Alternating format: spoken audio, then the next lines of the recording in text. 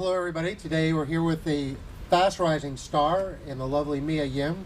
Mia, welcome to our Highspots studio today. Thank you for having me. Now, you have this aura, and I mean, we don't really know each other. I've seen you in some matches, so I'm familiar with your work, but sometimes when I do these interviews, it's just like normal people. Like you almost feel like a character out of a video game, like a fighter. I try to be. I'm a big gamer, so thank you. Yeah, and I had a really good breakfast, so I'm just feeling good today. Good. Before we talk about wrestling, I want to kind of talk about your childhood, growing up, kind of what led you into this business, and a lot of times getting that background gives us a little, little bit more understanding of why you got into it. Now, I know that you've been on the East Coast for a while, but you actually were born and raised in California, is that right? Yes, I was born and raised in California. I was an Army brat, so I would travel to and from the East Coast, West Coast. Lived in Korea for a couple months, but it was a lot of bouncing around. But then my dad took a job in the government, and we settled in California for a little while. He actually got me into wrestling as far as watching it. Like, he used to be a big WWF fan, and my sister, I started watching maybe around 8. My sister was 7. My mom hated it. Traditional Korean mother, hated it. My dad, wanted boys, so of course we all would just get together and watch it on Sundays and Mondays. And I saw China for the first time. I was like, oh my god, a girl! This is awesome! And she beat up boys. So that was the first time I knew, like, this is super cool and I want to do it, because I've always grew up as a tomboy. I always wanted to play football, basketball, hockey. I did a lot of sports growing up, but my dad would never allow me to do like contact sports, especially with the guys. So growing up, we lived on this like a dead end street, and all like the kids would get together. We would just play street hockey, or we would just like throw a football around or something. And my sister was a girly girl, and I was always the one outside playing with them and biking and skateboarding, all that. And then everybody started watching wrestling, especially in our block. So we would, when we were young, we would pretend to be wrestlers. Like, I was always China. My next door neighbor would be, Stone Cold, and we would just play around in our yard. And I just always stuck with it. Like, my sister grew out of it, my dad grew out of it, but I always stuck with it. And then I saw the Attitude Era came along, and I saw Lita, and I was like, Jesus, I can do this. Like, I want to be like her. I want to be like China. I want to be a mix of both of them. Something crazy, something that I can, whatever the boys do, I feel like I want to do the same exact thing. Like, I don't want to be labeled as the girl, or like just the model type, or just the eye candy or whatever. Like, I wanted to get in the ring and wrestle with the boys and show them that I can fight back and I can be just like one of them. So it's crazy how many people, your age getting into wrestling now, credit Lita particularly with being the person they identified with the most. I think you might be the first person that ever mentioned China. Really? I think so, but, wow. But definitely Lita is one of the tops in terms of being wrestlers. China is definitely the first girl that I remember seeing ever on WWE, or guess WWF back then. But it was also, I think it was also the fact that she was the bodybuilder as well, and I've never seen that before, as like a girl with muscle. Never seen it before. So it was just something that like blew my mind. Like, she not only was a wrestler and got in with the boys, but she looked like she could really beat up a majority of them. So I was very impressed with that, and that stuck out to me the most. Like, before Lita came along, like, it was China that I saw that was the girl that can take out most of the boys and can look like they can. So now, being an Army brat yourself, did you get bounced around from town to town, or did you pretty much all the time? I grew up hating traveling. Like, now I love it because I can go out and do my own thing, but back then it just sucked, like, going to school, having friends, and then next year it's like, all right, well, we're going to Maryland. Gotta do it all over again. So growing up, it was hard, but not too bad. I still thank my dad for everything that he's done for us. I know why he went into the Army for us, so I can't blame him. At what age did you move West Coast to East Coast? I was 14. Okay, so you spent most of your childhood in California. Yeah. So I grew up there. I went to elementary school. a little bit of middle school, and then transferred over to good old Virginia. Well, let's talk about some of the sports that you did, because from what I understand, you were pretty accomplished taekwondo. Yes, yes, I did. When I was younger, I did taekwondo. I went into, I got all the way up to second degree black belt, and then I dabbled in tennis. Did a little ice skating. That was my mom's idea, by the way. I did just like street hockey just for fun. But the big one was taekwondo. Like I went like three days a week and try to just perfect my craft and understand it. And especially being in California, like my dad wanted me and my sister to do taekwondo just so we have some self-defense. So your girly girl sister actually did it as well? Yes, yeah, we did it together. So. But you were certainly better than she was, right?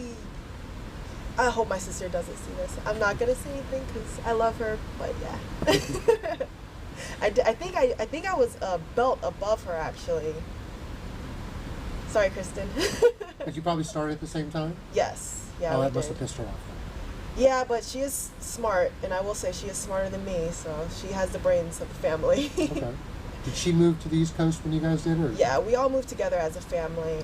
Before my parents split, like we all moved around wherever my dad went. So we all went to Virginia with him, and then she's still up in Virginia now. I'm in Florida, so.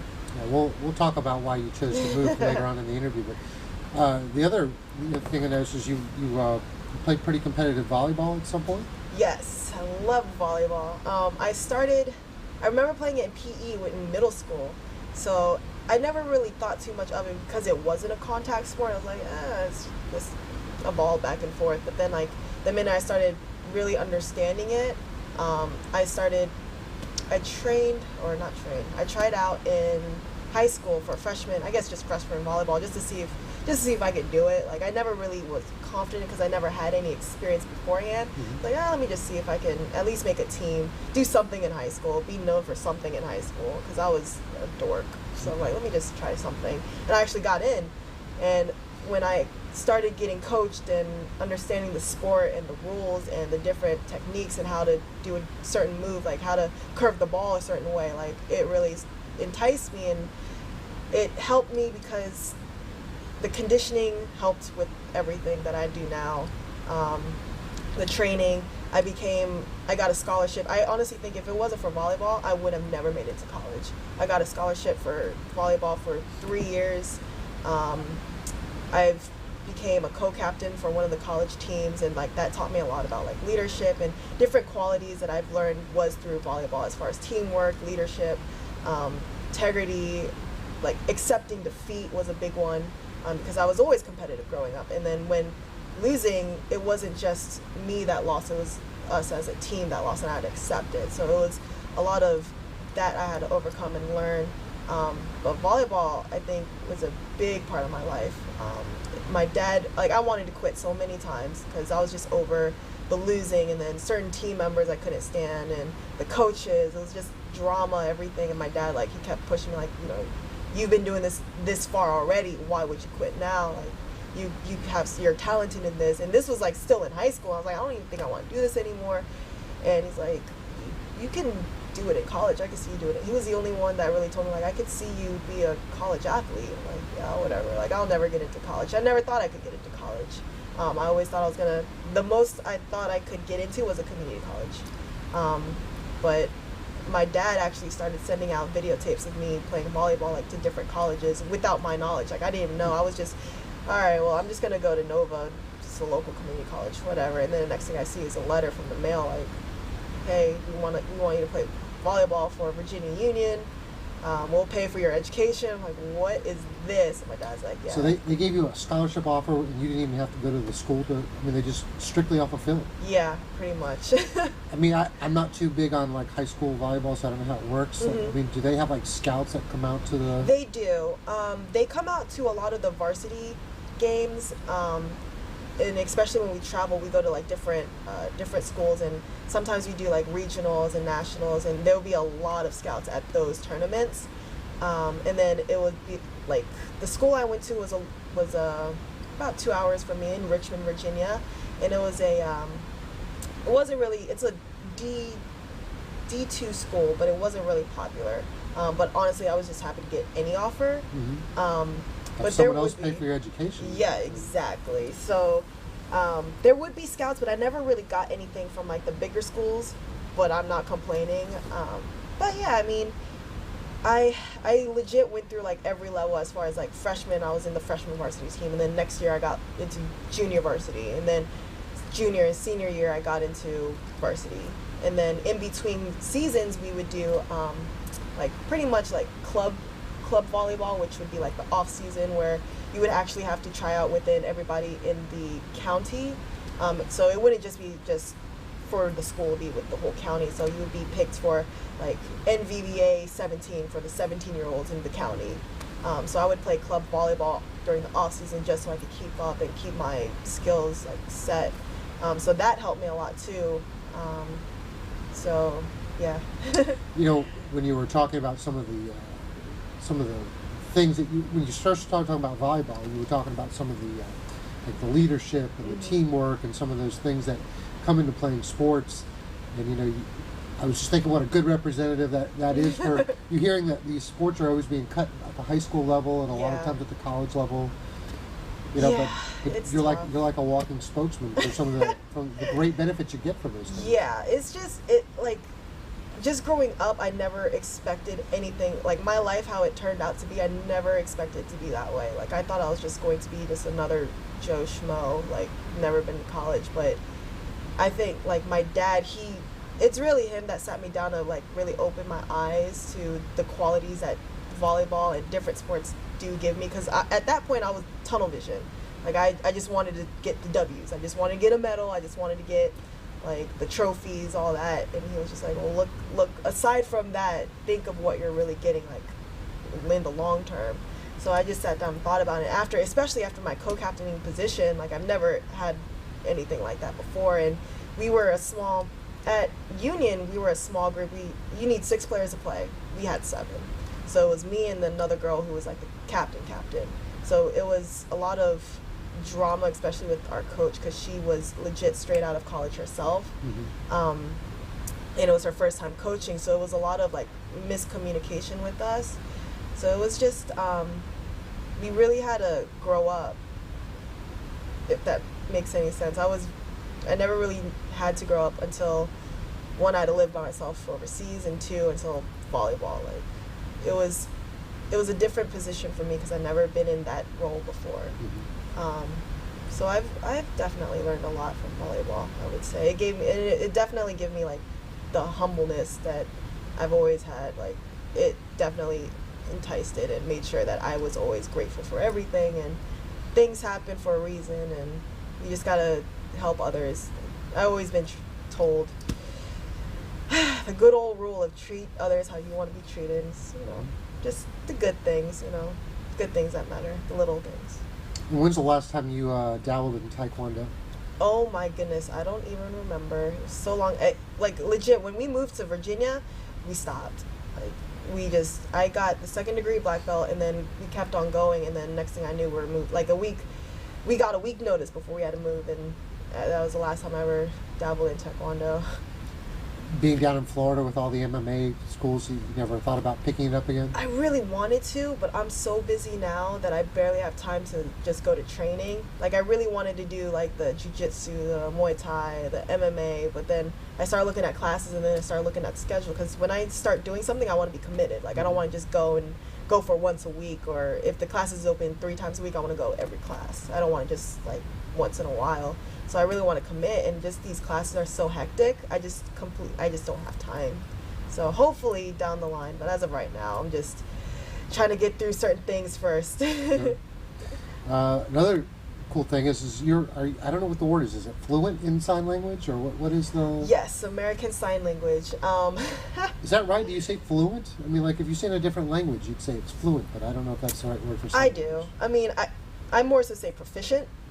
Proficient. But other people say fluent. It really depends on how you present it. But yeah, I'm intermediate now. I used to be fluent or proficient. I used to date a guy for 2 years that was deaf, and that's how I learned. I never, like, I took a class after we started dating, but it was just to get an easy A because I already knew everything. But that's how I learned, and he went to Gallaudet University, which is like a hard of hearing deaf school in DC.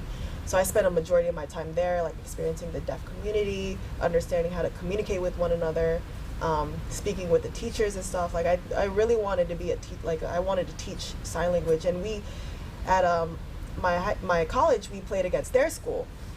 So that I didn't even know we had a deaf or hard of hearing school around the area until we played them, and it was just so unique watching how my team would communicate. Like we would shout at each other, like just to give each other simple, like, okay, I got it, or I'm gonna spike it, or simple communications to see how they interacted with it, and how as quiet as they were just as intense communicating as we were. So it was like, I never thought too much about sign language until I had that experience. Like I really want to learn more about it. Then I met my then boyfriend, and then he taught me, and now I know sign language. How do you hit it off with a guy that is kind of, maybe he was completely deaf, but it seems like that would be a struggle to make that initial connection. He was completely deaf, and I'm trying to remember, I met him at that game. I saw him in the crowd, and I was single, and I was like, I didn't really care. Like, whatever, I'm in college. He's cute, I'm just gonna write something down. So I just wrote my name, number, and then I just gave it to him. I said, and then just a universal, hey, call me, and then left. And the next thing I know, I got a text message from him. So then it started out just writing and then text messaging. And after about a month, like, because I was very intimidated to learn, so I just kept on writing. But then I just legit just got tired of it. I was like, all right, you know what? Teach me. Just teach me. I'm done writing. My hands hurt. So yeah, I'm pretty forward like that. Always been that forward in your dating life? Never. No. If growing up I was the nerd, the ugly duckling, like I was the boy. I never to this day I don't consider myself as super beautiful or hot or sexy or anything. Like I just always grew up as a tomboy, and guys looking at me like just another guy. So I've always been super shy, and I've never been forward until I started wrestling. Like it really it brought out more of what I really wanted. Inside I was really an outgoing, happy-go-lucky, like forward person. Like, hey, you want to hang out? Let's go hang out. But with the environment, I was always just shy into myself. So I just, I drew growing up. I wrote poems and all that stuff, like just to myself, photography. And I started wrestling and started getting to know more people and different types of people. And I was like, I need to make friends. Let's just be happy and talk to people. So ever since I started being wrestling. sociable and talking and networking is such a critical part about moving up in the echelon of wrestling. Yes, it is. I'm a computer geek too, so I thank MySpace. MySpace back in the day. I thank them. MySpace and now Facebook and Twitter. Like I love the social networking because it's like I can be social without having to pit my all, like, even though we have face-to-face contact, like it's nice to have sometimes just be behind the screen and just relax, like not having to worry about, oh my god, is my hair okay, or is my makeup all messed up. Like I just be in my pajamas behind the computer screen, like, all right, hey Twitter world. I understand that. When you moved to Virginia, how the strange part is it seems like I've heard your name for like 10 years in wrestling, but I'm looking back and you've only been in wrestling like 4 years. Yeah. I mean, you've done a lot of stuff in 4 years, and I'm not saying I'm not trying to undermine like your ability or anything, but in a lot of ways it's easier if you're a really good female wrestler.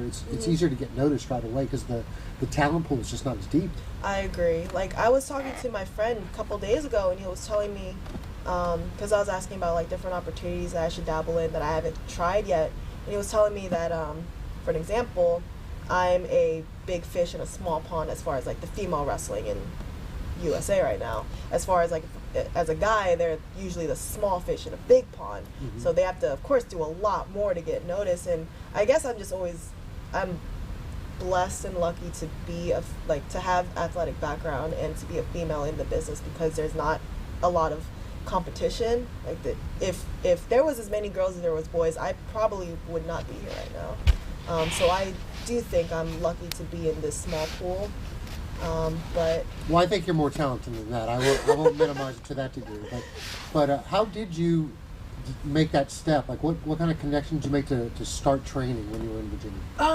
I heard a school that there was a school about 30 minutes from my house, and I never even knew, like, I always wanted to get into wrestling, but I didn't know how, so I just, researched it online, like wrestling schools, and there was one close by my house, and comes to find out it was the same one that, like, Mickey James went to, Sanjay Dutt. I was like, oh, okay, let me just go check it out.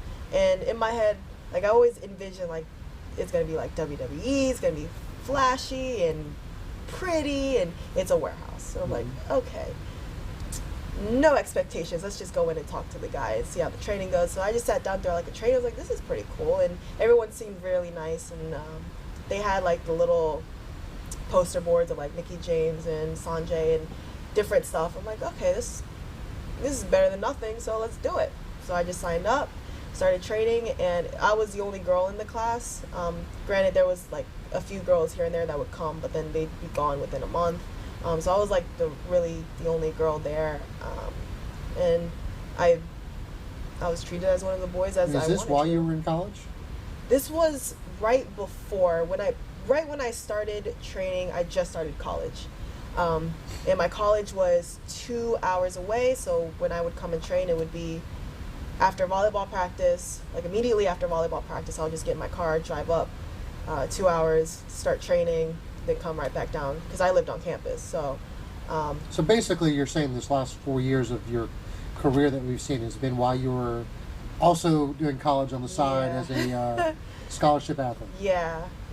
My dad didn't like it. My coaches didn't like it. I try to keep it from my coaches, but of course the internet's everywhere, so they found out, and they were just like, if you get hurt in wrestling, you're like, I risked my scholarship just training. Like, this was before I even started doing shows, so I risked my scholarship just training.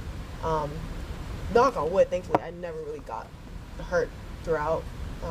So yeah, I've always been motivated just to have a plan A and a plan B. I always wanted to be a wrestler, do the whole be on TV, make money, but then if that didn't work, I always wanted, the IT degree. I always had that, so I always made sure I put both in perspective.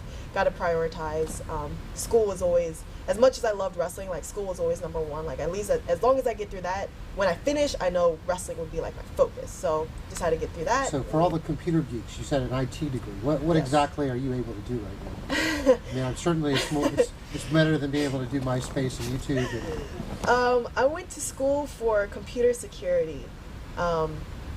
So I want to do more of like the fireware, the viruses. I want to learn not to hack, but like understand more about hacking, just to protect the computers and stuff, because that's what my dad did.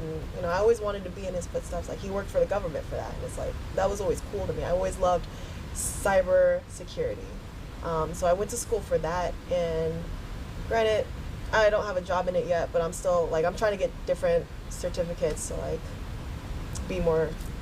And that's actually a pretty cool... I mean, that's something that you could probably balance with a wrestling career. Mm-hmm. So, a lot of people can't have a job and pursue the wrestling degree the way they want, but something like that you actually can. Yeah, it's flexible. I mean, even if I had like a show, like, I could, as long as I have a laptop, I could still work. Mm-hmm. So I always think about stuff. I'm always thinking about the future. Mm-hmm. So I always thought, okay, cybersecurity, I really want to do it because my dad did it, and then even if I were to do something wrestling wise, like, I could still do it on the road if I had to. And it's a really good job. It's on the rise. It will pay very well. Like, I know wrestling is... We're always going to need internet security. Exactly. So why not? One of your early matches we actually were there. We had the guys there. We didn't film, unfortunately, but was one of your, I think it might have been your second or third match ever that you had with Sarah Del Rey at a small little indie show in Virginia. You have any memories of that particular match? Yes, I do. Like it was yesterday. Oh man, that was so long ago. First, I want to say Sarah's incredible, and I love that I have wrestled her so early on in my career, and I continued wrestling her like throughout. I learned so much from her, especially from that match. But I was so green. It was like, just thinking about it now, I don't even know. I remember the promoters. I trained with the promoters And they were telling me, they called me up a week before, like, hey, do you know who Sarah Del Rey is? Yeah, I know who she is. How do you feel about working her? I don't know. I don't think I'm ready for it. Like, I'm still, I want to make sure that I'm good before I can, dabble in, especially on Sarah's level. Like, well, we're giving you Sarah. We trust you. Kill it out there. So I was just nervous throughout that whole week. To my eyes, she was like Lita to me. Like, Sarah was incredible. I've known Sarah since I started wrestling. So then I finally got to meet her, and then the match, I don't remember how the match went. I just know I was just nervous, extremely nervous. So of course I blacked out, and she talked me through everything, and especially after the match, she gave me the construction criticism that I needed. Like, she didn't sugarcoat anything. Like, she let me know what I needed to work on and what I should continue doing, and she was just a great teacher, and I've learned so much from that match. And I really think that if it wasn't, I don't know where I would be without like her being so involved so early on. That's what I was talking about. It's a different rules for girls and guys. Like, a guy in his third match, it's like, I guess the equivalent would be wrestling. Oh, Bryan Danielson is going to be wrestling. You're going to be in a ring with him. And you don't get that opportunity sometimes as a guy, but as a girl, sometimes just because the pool is smaller, you may get those opportunities. Exactly. And it's also with the networking as well. Because if I didn't like continue to commit to the trainers that I trained with, and that eventually turned into promoters, like, I still kept in contact and checked on how they were and still went and visited them and stuff. Like, I think the networking helped as well. Like, hey, there's not a lot of girls in Virginia, and the only one we could think of is you to match up with Sarah, so you want to come down? It's like, all right, cool. Well, being in Northern Virginia the way you were, I mean, you were ideally suited. I mean, you could do any of the shows in the Virginia, Carolinas areas that came up, but you're also really drive into a hotbed in the Northeast. Yeah. And I know that most of your first couple years of your career, you kind of cut your teeth in these Northeastern indies. There wasn't a lot of Virginia. Virginia is actually fairly large, so it was a lot easier to drive up north to New Jersey, to Philly. Like, it was easier to driving up there than it would be to, say, North Carolina. Isn't that the worst drive? Like, going all the way, no one understands it unless they've done it. It's like when you're in the Northeast and you hit these state after state, and then you hit Virginia, and it's like you're in Virginia forever. Yes, they don't understand. It's huge. It is incredibly huge. So I would rather drive up to Philly any day than drive to South Virginia. Like, no, thank you. But I never really knew. Even though I was still training, I didn't know like the hotbeds of wrestling. So I just stayed in my little Virginia bubble and just went with like my friends, like just to go out and meet people and stuff. And then I'm trying to think of my first booking up north. I went with one of my trainers, when he had a show up north, and I was like, this is the biggest crowd I ever seen. It was legit only like 200 people, but it was like in Philly. So I'm like, this is pretty cool. And then I started researching. And then I realized, CCW was there, Ring of Honor was there, everybody was there. I'm like, okay, so this is only 2 hours away, or I could drive 4 hours to South Virginia. Yeah, I'm going up here. So, and I've never really drove long distances by myself besides going back and forth from training to my college then. So I was nervous at first, but it was something I had to get over. Like, if I wanted to be successful and wanted to learn new things and meet new people, I had to get out of my bubble. So I'm glad that I was that close to drive up there. And I remember driving up there at least like every weekend, if not every other weekend, like to Philly or Jersey. Like, I still love those places. I love, as much as I'm not really a fan of Jersey itself, like the wrestling wise and the people there, and like Philly, all my friends. Like, what do you have against Jersey? Please don't hate me.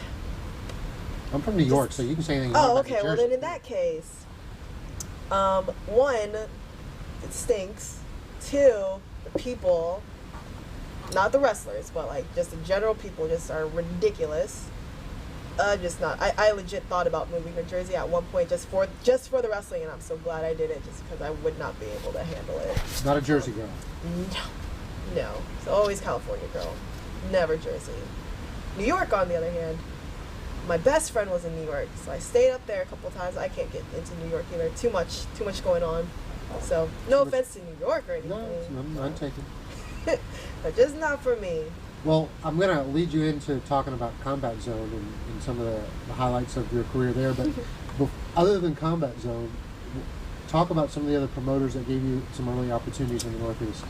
Jersey All Pro Wrestling. They gave me a lot of opportunities. I remember I worked there, I think like my fourth or fifth match I had with them in Jersey.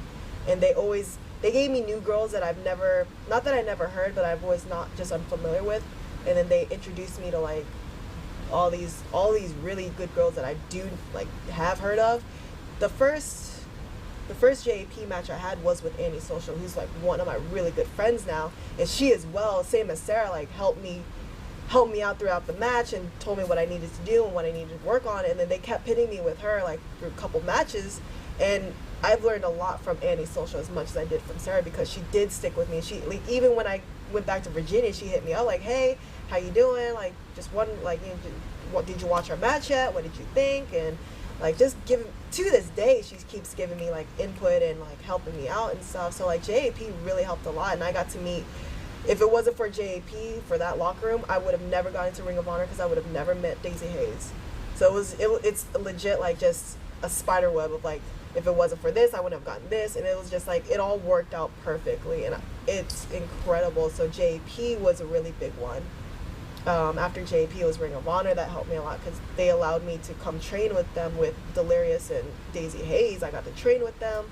CCW. Well, talk about how that training for Ring of Honor was so different than maybe the type of training that you did, because I know you did some training at Combat Zone, you did some training in Virginia. Yeah. Talk about how the Ring of Honor training was a little different than the others. The Ring of Honor training, it felt, how do I explain? It really felt like volleyball all over again. Very, very much under structure. We had a schedule, like the first hour would be conditioning, and the conditioning would really feel like military training.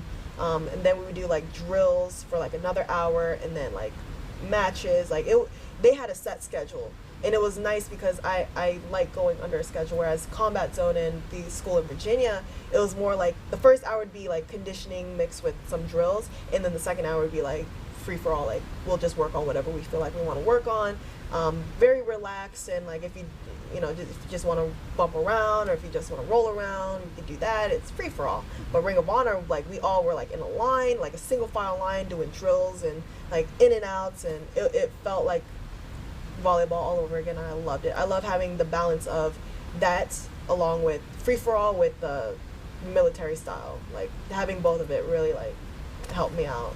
You kind of summed up the way that indie wrestlers, guy or girl, should approach wrestling, because we see so many people, they stay in their really small bubble because they're comfortable there, but how important it is not only to network and wrestle in other organizations, but even the training. Yeah, it's nice to just, I've always just been the type to try to learn from every single place. Like I want to try to understand everything, and just try to get a different feel of different. Like, I don't want to get too comfortable in one where I'm too scared to go venture out into another. So I'm always trying to open my eyes and understand just everything.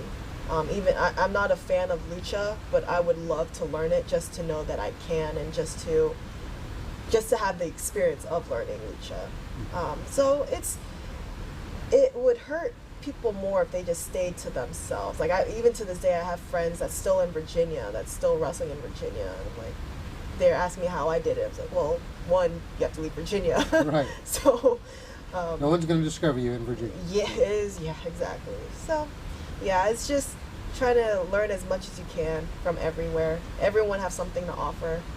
Was there ever a time when your volleyball and your college just kind of like interfered with the wrestling? All the time. Like if I would get a really like a booking, but then I would have a volleyball game, and there was no way, because I was on a scholarship, and even honestly, even if I could, I probably wouldn't skip out on volleyball, just because I love, not that I love it more, but it's paying through college. Sure. You know, I don't see why I should. Granted, I love wrestling, but I mean, let me get through school first before I really get into wrestling. But I missed like the first Japanese tour that I was offered. I had to miss it because I had a volleyball game, and it wasn't even like a big game. It was just a regular game. So I just told them, you know, can you contact me like next time, give me another schedule next time. I can't right now, so I had to miss out on that. But at the end, like, I just really seeing my parents' faces when I walked down the aisle to get my diploma, like, it was all worth it. Like, all the wrestling, like, I didn't think about anything. It was just all worth it. How supportive were your parents of your wrestling career? Not really supportive. My dad especially, even though he brought me in it, like, he's really the one that sat me down, like, hey, look at this awesome stuff.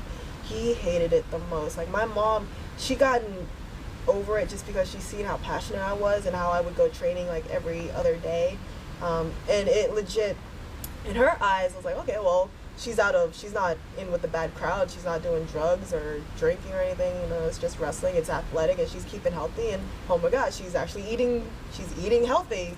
All right, cool. Granted, she still worries, but my dad, being a dad and his young daughter in a male dominated sport, I think to this day he's not happy with it, or I wouldn't say he's not supporting, he just doesn't like me in it, but now he's starting to support me because he's starting to see that, you know, oh my god, she can pay her bills with this. And I just saw her on iPay-per-view, or she just did the TNA,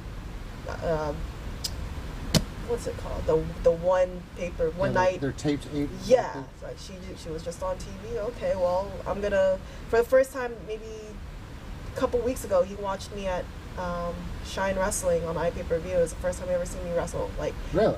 Like, he watched my stuff on YouTube, but like live, like not, of course not like face to face, but like on iPay-per-view. It was the first time he ever seen me live. So your dad's never come to see you wrestle live, huh? No, but I mean, seems like a guy who's been that supportive your whole life. Yeah, it's just the fact, like, he's always been supportive. It's just, I think because it's such a, and I'm glad he doesn't really know how it really is in the business, because I think he would absolutely hate it. Especially being a female, but he kind of gets an idea, and I think it's just the fact that I am in a male-dominated sports, and he knows how guys are, and I am wrestling with guys, and he sees me like taking stuff from guys. Yeah, I was gonna say, I could just imagine your parents watching you at Combat Zone in some of those matches against Greg Excellent. Now, forget about what you did in the ring. I'm just thinking about the signs and the crowd. And I to this day, I don't know if my dad's ever, like, there's one sign I remember perfectly, and I thought it was the most flattering thing, even though, because I was a bad guy, so I'm like, that's what I want, cool. But I hope to this day, like, my dad never sees it, because he always, my sister turned out to be. Is it the 3-dimensional sign that we might be showing on the clip right now? Yeah, I think I know which one you're talking about. My dad. I'm glad you thought that was flattering, though. I loved it. I really wanted to keep it, but then I was like, my parents might see it, so. But I thought it was really cool. Like, that put a lot of work into that poster. Like, 3-dimensional? Who else has one of those? True. But as far as my dad, I think he really just wanted me to have a IT career, be a normal person, you know, get married, have kids, and be comfortable financially. And he used to be a big sports person too. Like, he did football in college, and he knows the damage it does to your body, so he just doesn't want me to be, say, 30 years old and like walking with a limp or something. Like, he just worries about my health as much as my mom do. But as far as the whole, I try not to show them my CCW stuff, because it's not a family show, and I have a mouth like a sailor, and 2, so you don't curse in front of your parents, huh? The little ones, I don't know if we're allowed to curse now. Yeah, it's 18 and up. Okay, because I've tried so hard to like bite my tongue and not say anything. But growing up, I've always been raised very well, so I tried not to like curse, like at least in front of them. But now, because we've like basically are just chill with each other now, I can say the little ones like hell, ass. Like, my dad would say some things too, like the little ones, but I don't say the big ones. Right. My mom, the traditional Asian, I still can't say ass around her. Hell is forbidden in the house. So okay. So I try not to curse in front of them, just because it's a respect thing for me, and I know that's not the way they are, so I don't want to. Does your mom only speak English in the house? She speaks Korean and English, so Did you ever pick up the Korean? A little bit. I can understand more than I can like read and write. Like, I can understand and talk a little bit, but I'm not fluent or even intermediate. Like, I'm still beginner, but if she's talking to me in Korean, I know exactly what she's saying, like, because she's been doing it my whole life. Mm-hmm. But reading and write, I don't know. I don't know, nothing. But So and it was almost shocking when I was going back and looking at this. Is I remember one of the first maybe big opponents that you wrestled in front of a huge crowd was you had some matches with Mickie James. That I think probably was you'd only been wrestling for a little over a year at that point. yeah, it was the biggest crowd I've had to date, and probably one of the bigger names I've ever wrestled to date. And it was just. How did you get on those shows at such a... Honestly, I don't even remember. Yes, I do. I think someone was supposed to. It was like I want to say it was Karma or another big name that was supposed to wrestle Mickie James, but they had to pull out like last minute. I got a phone call. Thankfully, it was like it was like a holiday or something. I didn't have school or training. Like we had off that day. So I got a phone call legit like at 10 o'clock the night before. Like, hey, there's a car coming up from Pennsylvania.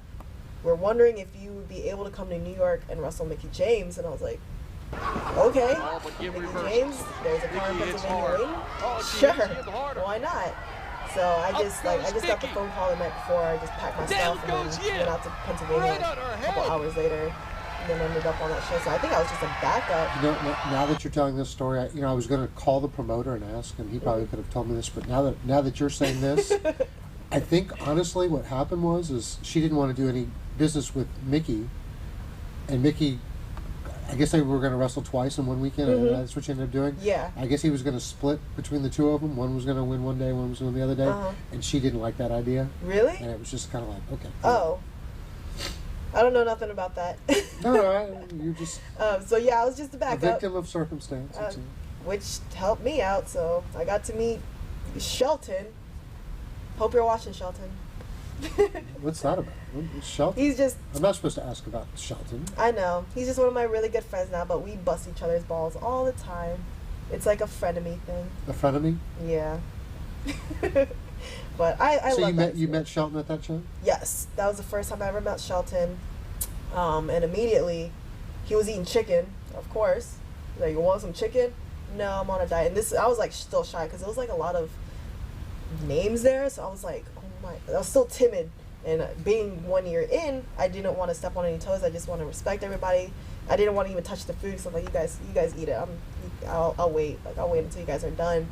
So he like immediately saw how timid I was and just started like cracking jokes, and then we just clicked right there. You want some chicken? No, I'm all right. Why? You skinny? Eat some chicken. Is it because I'm black? I'm like, yeah. So right then and there, it just clicked. So you can't hold it against me. My father's black. Exactly. Everyone thinks I'm racist, but I'm not. I love my kinds. Yeah. So that oh yeah, what a locker room I was just thinking about that. It was a pretty star-studded show that he had there. It was nerve-wracking. Like even when I first met Mickie, I was like shaking, and she's like, "So what kind of stuff do you do?" And I just blanked out. I was like, "I don't know." Like I just. Was she familiar with your work at all? I don't think so. No. I'm trying to remember how. I don't think so. Because I don't even think I've only had like 3 matches on YouTube at that time, so I don't even think even if she searched for me, it'd be hard to find. So I don't think so. So we just. I was looking back at that match, when I was preparing for this interview, and you have like the same outfits now that you did then, and most of the time people change like quickly. Are those almost like volleyball pants, right? Yeah, I try to keep it at like such. Were they the blue and white ones? I think so. The blue and white ones, they're really small on me now, so I only wear them for customs, but I try to keep the same. I like different colors, but I try to keep the same design. So to this day, like, I still have like just a regular halter top and the volleyball shorts with the strings and stuff. But I love the kick pad. Like, I just love the look of it, that I don't think I'll ever change it. Unless I get signed and they want me to wear pants or something, I think I'm always going to stick with whatever I have now. I just love different color variations. But I'm always going to stick with that design. It's just so comfortable, and I feel like I'm playing volleyball, and that's when I'm like at my most calm. Like I'm comfortable in it. It's like I love the spandex shorts, showing off the legs. And it's like, all right, I'm ready to get down. You brought up customs, and I hope you're not going to leave me out here, because I'm going to bring up something, and you're either going to leave me out here hanging, I'm going to look really weird, or we're going to have an interesting conversation. Okay. I read in an interview you did with somebody online, you talked about how female wrestling is for basically half of the audience is for a bunch of perverts. Yeah, pretty much. See, and I brought this up to other girls before. They look at me like, I don't know what you're talking about. I'm very serious about this. No, I mean, I'm just real. Like, why do you think guys watch women's wrestling? Like, I know majority of them are fans and like truly respect the sport, but you got to be real. I mean, I'm not a guy, but I know how guys are. What do you think they're gonna think when they see two girls in like short shorts and a halter top like wrestling each other? It's just obvious. Like, it's obvious. So yeah, of course, not that it's a bad thing. It's okay. Like, I understand. But a majority of them, you know, they're always gonna look at. You think they're gonna rather look at I'm trying to think of an example, like a scantily clad, skinny, beautiful model, blonde hair, locks, you know, beautiful girl wrestle another beautiful girl, or you think they're gonna see like just two average looking, not average, but just like two girls you can find at Wawa, like rolling around. Who do you think they're gonna pick? Mm-hmm. Like, if they're gonna pick, of course, a sexier one, why would they pick that? Because they want to see a sexy girl roll around. So it's just obvious. It's just how it works. It's just how the world. But girls works. don't look at the guys that way in wrestling, right? No, well, not. So it's our brains that make us that different about it. I don't know science. I don't know how the man mind works. As a female, do you look at two guys like well built, you know, they got like oiled up? You know, Shelton Benjamin and maybe whoever he was wrestling at the time would get you in trouble with your current boyfriend. I mean, do you look at it the same way that maybe some guys look at you? No, at least not in wrestling. Like, unless, for example, if it was my boyfriend, of course I would, because it's my boyfriend. I think he's hot as hell. But as far as like other wrestlers and like I said, I've always been the respectful one, so I don't look at guys like that. Like, they're either my friends or just somebody I look up to or just somebody I respect. Like, I'll never look at them in that way unless I'm, you know, of course, with them. But for an example, football on the other hand, like if it was football, damn right I'm gonna look at them guys. Like, of course I'm the same thing as guys. I'm a girl. They're wearing like the tight pants and they're tackling each other. Some of them are hot. Basketball, you damn right. So Right, it's so you're a pervert too, is what you're saying. we all are. Okay. Don't lie. We all are. How about any memories just coming out of that Mickey James weekend? Yeah, I've never been a partier though. So like, they had like after parties and stuff like that, but I just never attended because that's just not my thing. But just like in the locker room, just hanging out with everybody and just talking and joking around and like getting to know people like that. Yeah, it's good memories, good times. Did that help with your networking? I mean, working Absolutely. high-profile matches with Mickey and really hanging with her. I mean, Absolutely. Like I don't usually like pit over like, hey, by the way, I work Mickey James or anything like that. But it's just nice. It's nice to have that under my belt, and it's nice to be able to meet different people from all over the place, and especially big names like that. I don't think it would be, unless it was like Ring of Honor, I don't think I would have ever met half of those people. Like, I met a long list of names, and they all, when I thinking about it now, like the first time I ever met all of them was like at that show. So we just kept in contact, networked, like tweet each other. Like, it's a good way to meet people. So I just try to keep in contact with everybody and just be friends with everybody. Yeah, so what as you're networking here in wrestling and you're improving your profile, how do you work your way into Ring of Honor? Like I said, from JP, when I met Daisy Hayes, she just gave me her card and she's like, hey, I saw you working any social. I think you have like potential. Like, just email me. I'd love to have you at the school. I'm like, what school? Ring of Honor? Like, you must not be talking about Ring of Honor. She's like, yeah, Ring of Honor. You know, we want to come down and like train you, like just roll around with you. So I'm like, shit, okay. So ever since then, like, they do a couple shows in Virginia. So whenever they came to Virginia, like, I would come and help set up the ring and just to like meet the Delirious and the other people behind the scenes of Ring of Honor. So I would still like show face and stuff. And finally, when I got out of school for summer, like, that was when I could really start training and focus on traveling to different places. So during that summer, like, I just went we trained, it was like twice a week. Every twice a week I would drive up to Philly, train at Ring of Honor, and then drive back home. So I think just from that experience from JP and her just approaching me and giving me her card, I just legit just like kept that in my wallet, like emailed her on a constant basis and tried to like show face. So I think ever since then, that's how I got into Ring of Honor. Like I never did the seminars or anything, and I didn't know about the seminars. So I think if she didn't approach me, I don't know how it would have came about Ring of Honor. Like would never think that I could be in Ring of Honor. But her approaching me gave me that confidence. And a lot of the appearances that you made for Ring of Honor were just kind of as part of the embassy. You didn't Mm-hmm. they didn't even have a girls' match on that particular Yeah. show. But you know, I guess every experience is a learning experience. Absolutely, because I never thought of myself as a manager or like a valet or anything. Like I didn't know. To this day, like even doing this interview, like personality and face and everything, like I don't know much about it. So like being animated, like even having to show emotion on the side, that was something I had to learn. And thank God for Nana, because he walked me through everything. Like even when they have a Ring of Honor have training shows, Pro Wrestling Respect, and the first Pro Wrestling Respect I met Nana, and he like sat me down and he was like a big brother. Like throughout my whole wrestling career, he was a big brother to me, and he just walked me through everything. And it was that, along with my managing with Adam Cole at CCW. So like I immediately got put into these managing positions. I didn't know what the hell to do because I just depended on wrestling. Mm-hmm. Like I'd never really added personality to it. I just wrestled. So it was like, okay, well, you're hot. We're gonna stick you with the guy. Do something on the outside. It's like, oh, what am I going to do? So I just thought of myself, like, especially being with the embassy and with Adam Cole being the bad guy. I was like, all right, well, who were the mean girls in high school? Okay, I'm gonna just try to be like them. And I just tried to play the role, but they helped me a lot, and it was different. It was very different, but I'm glad. So you weren't one of the mean girls in high school?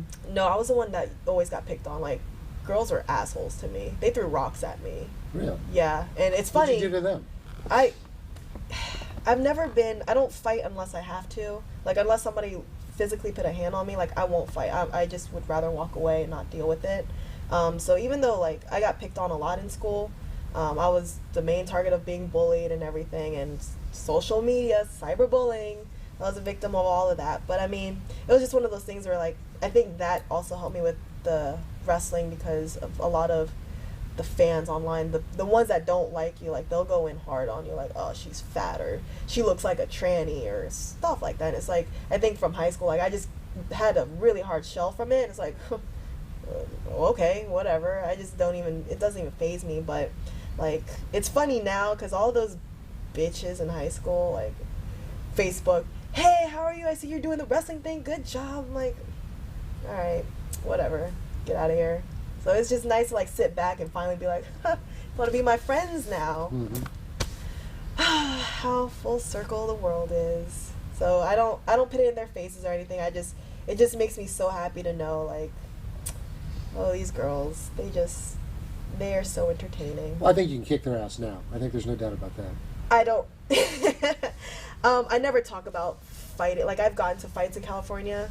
I tried not to talk about fighting just because it's, I'm not proud of the things that not that I was like a gang or anything. I just don't like, I always regret afterwards. Like, I don't like harming somebody.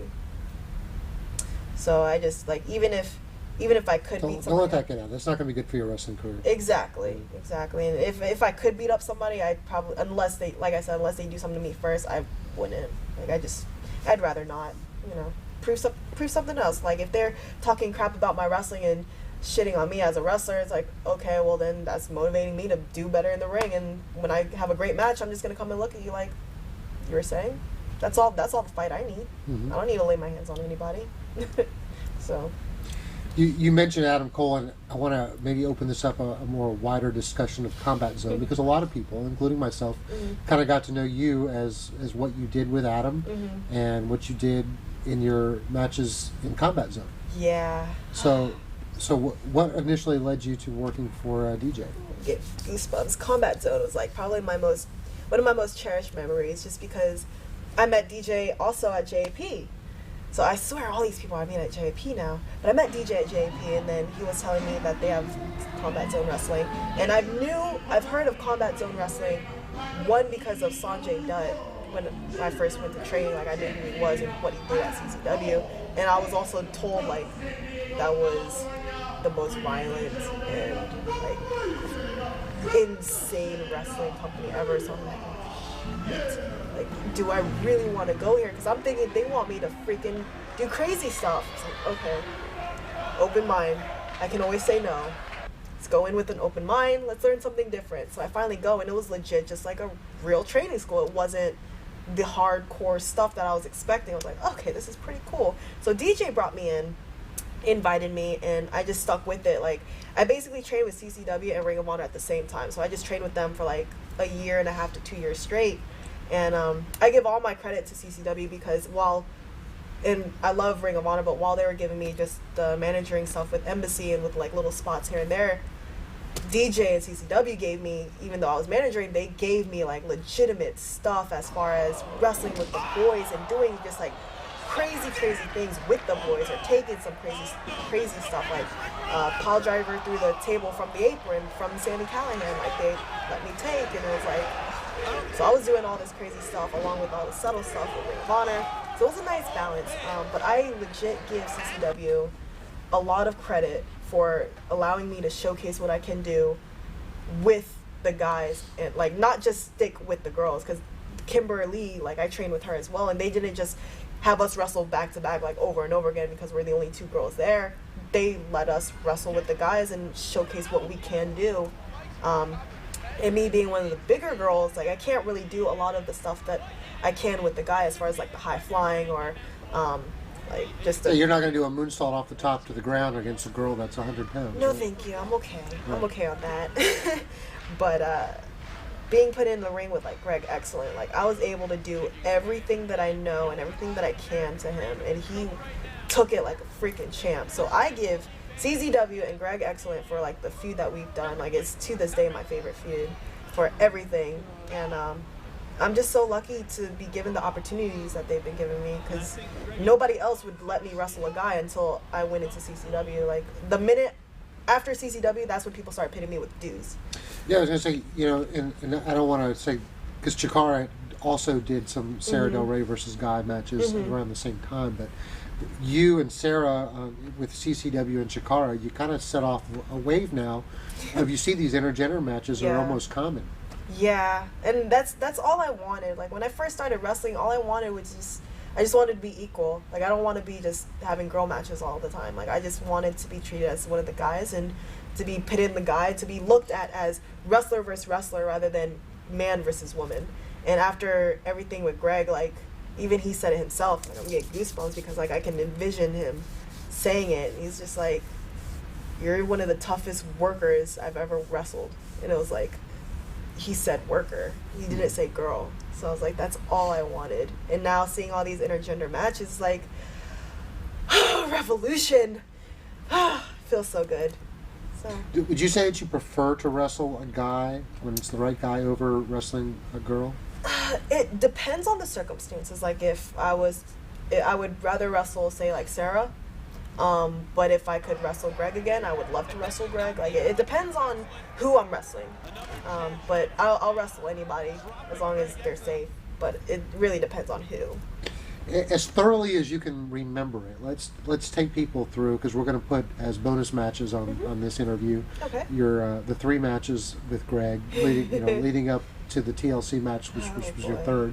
Yeah. But talk about and give us the backstory of one of the things that I really like about DJ is he does take his time with stories. He really does. And most other people, it's like, oh, girl, here, just match. Oh, it'll be, and it's a good match, but DJ really, and to his credit, is really good at booking things to the point where that second match you had with him and the third match that you had with Greg, I mean, they were really featured draws to that particular crowd. Now, DJ, the thing with him, he always, and this is one quality I like about him, he thinks about the future as well. So he doesn't just make matches just to make matches, but he tries to make a story out of it. But honestly, when me versus Greg, because I was Adam Cole's girlfriend. Adam wrestled Greg at one match, and I like did everything I can to like mess with Greg and try to make sure Adam won. So that's how it resolved to, hey, well, if you want to keep messing around, then me versus you, like Greg versus Mia. And originally it was just supposed to be a one and done thing. Like, it was just supposed to be a one match, like a specialty match, and that was that. But after that match, like, it's supposed to be done, and then Greg and I were like, okay, we're feeling some momentum. So we approached DJ, we're like, we have to keep this going. Like, we have to keep this, we have to do something to just make it, to like build it up, and then we'll make something fucking beautiful. So he was iffy at first, but like at the end of the day, it was like, all right, you know what? Okay, go for it. So then that's when we just kept on going. Second match, and then finally TLC match, which was like the payoff, and it was everything we all envisioned it to be. It was perfect, and I told myself when I first started wrestling, like, I would never do anything hard, like any hardcore. I would never bleed or anything like that. But the minute Greg called me and he's like, how do you feel about a TLC match with me? And without hesitation, I was like, yeah, let's do it, because I trust Greg with my life. Like, he's, in the TLC match, he got a concussion protecting me from falling on the outside. So like, that itself, like, proved a lot to me. I trust him with my life. So that was the only way I ever agreed. And I'm glad I did. Bringing the crowd to I was right. with this amazing About him. He's such a good person and just takes care of other people. He puts other people above himself. So You know, and a lot of guys wouldn't. You know, I didn't know that it was kind of you and Greg that kind of said, "Let's do more than one." Yeah. You know, Sometimes there's you have not to a big payoff for a guy, because I mean, eventually, you know, he's got to. Yeah. He's got to make you look like a star it's too. still a running joke to this day where he still tells me that I robbed him of everything. I'm like, I'm so sorry, I didn't mean to, but it's one of those things where it's inevitable, where if a guy versus a girl, like, and I was the heel throughout all of it, so like, it was a tough situation just to like try to fit everything in and try to make things work. But after the TLC, that's when we started tagging together and we just tried to do more stuff together. But yeah, like, it's funny how it was just supposed to be a specialty match and it ended up to be like the best feud I've ever had in my life. So it was good. And I think you heard this indirectly, but I was there live for the third. Really? Yeah. And I remember saying to the guys that, you know, we had our little table set up, and I was like, you know what, this is like the best match I've seen in like a year. The atmosphere was awesome. Yeah. You know, it was like, wow, I can't believe how into the match this crowd really is. It was a great match. And Still watching you know, it. we see all these crazy matches going on around the country, but it was like, wow, this intergender stuff is really taking off. Yeah, it's just like, even watching it back now, like I would watch it back, the whole match and the music video that was put together, like it still makes me very emotional, because like, especially being at CCW for the stuff that they're known for, I thought we were just going to be just another TLC match, and the only weird thing is that it's a girl rather than, you know, Mephisto done her stuff there. So I'm like, okay, this is just going to be another TLC match, finish it, and then we'll move on from it. But like, by the end of the match, like when I started crying, it was real tears, because I was just so happy with what we just made. And it was like, I felt like we just got on a new level. But not just me, but like both of us together, along with CCW as a company. So it was definitely a nice stepping stone.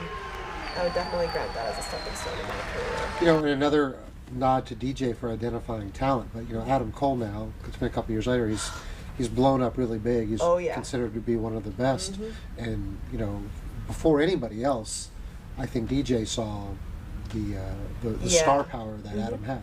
Oh yeah, I remember Adam. He originally started training, like he started from CCW, and bless DJ for like you said, identifying him, and look at him now. You know, look at Sammy now. Look at all these guys. Like, they're all going places, and I'm so proud of every single one of them.